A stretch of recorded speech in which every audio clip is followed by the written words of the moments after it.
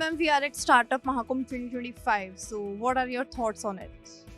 Isn't this exciting? The buzz at Startup Mahakumbh 2025, I want to say, is 3x, 10x of last year.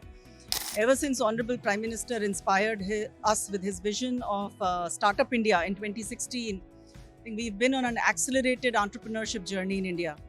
Last year, Honorable Commerce Minister inspired us to create the Startup Mahakumbh, and I think with the support of DPIIT and the government, the industry has really come together. This is an ecosystem participation, very, very collaborative endeavor.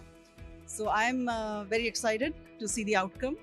It's large, it's buzzy, and it's great to see the conversations and the intersections and the cross-pollination that is taking place here.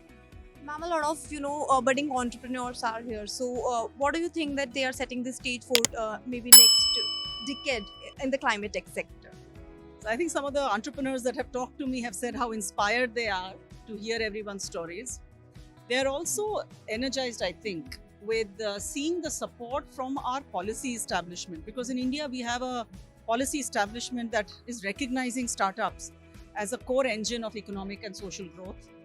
We want to take startups, of course, growing in the core centers, your Bombay, Delhi, Bangalore, etc., but also take it to tier 2, tier 3 India and percolate it down so that youth in many, many parts of India get inspired to create and build the next generation of big companies, value creation for India to go from a $3.5–4 trillion economy to a $10–20 trillion economy will require creation of new technologies, new enterprises, and a whole new system.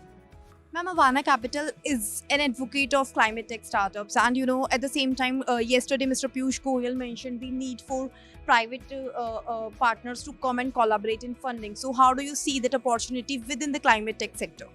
Well, exactly as Honorable Minister mentioned, we see a big opportunity, which is why we created India's first institutional early stage climate fund.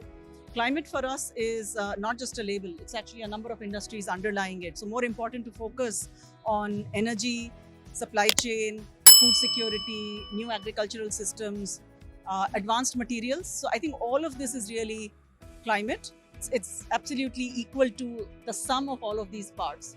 So energy, supply chain, advanced materials, industrial decarbonization, and food systems. That is what we invest in. Just one last question. As an investor, what goes inside investors' mind while you make, an investment in a startup?